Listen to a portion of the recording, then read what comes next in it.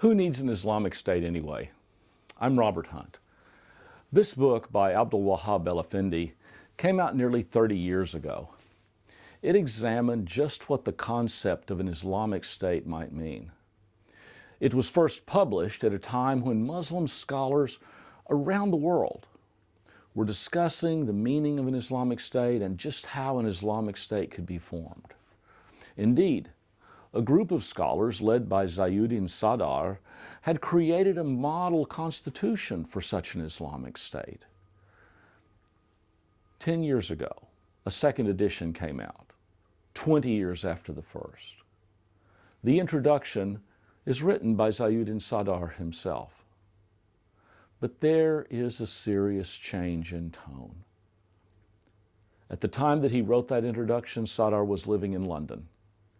He and many other scholars were essentially exiles from the Islamic states they had dreamed of because of political persecution. And while el-Effendi's provocative thinking remained relevant, the idea of an Islamic state had almost been entirely abandoned for speaking instead of building Islamic societies. Today, those discussions of Islamic societies remain politically relevant, while enthusiasm for Islamic states may well have been buried with al-Baghdadi and his terrorist caliphate.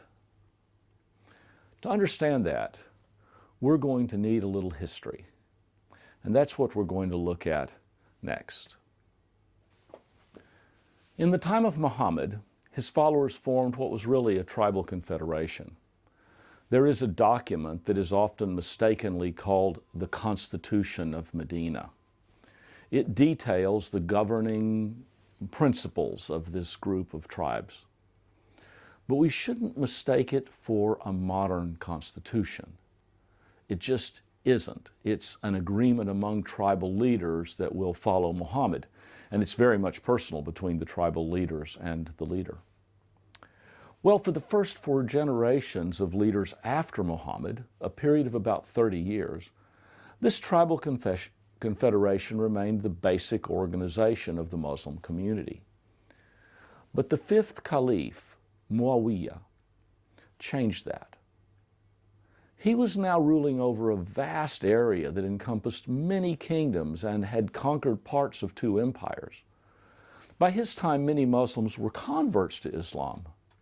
They weren't even Arabs, much less members of one of the principal tribes in the confederation.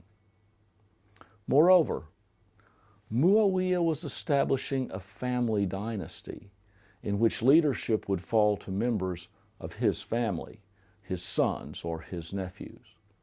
So the Muslim community had to evolve from being a tribal confederation to becoming a kingdom and then an empire.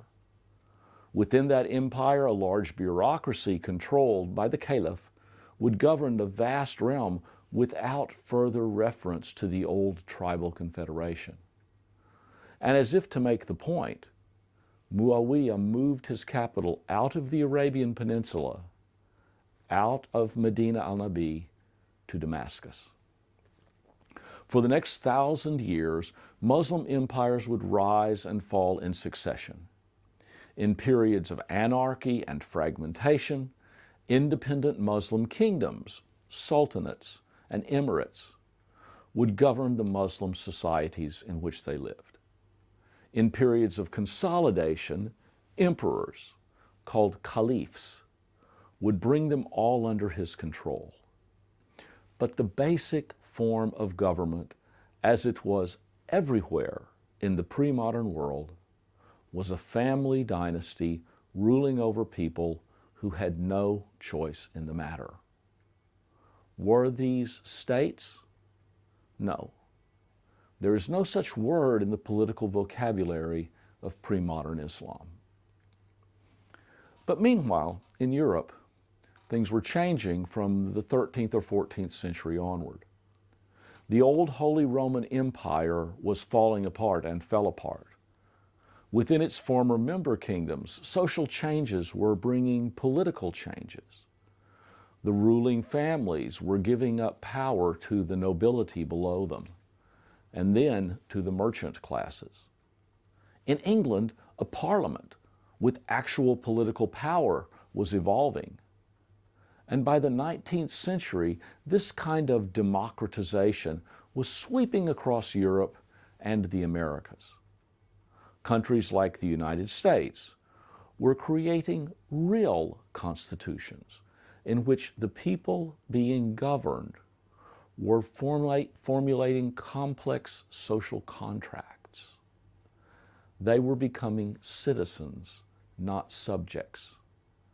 These emerging European and American nation states weren't shaped by the extent to which a family could exercise control over some constantly shifting geographic area or military alliances.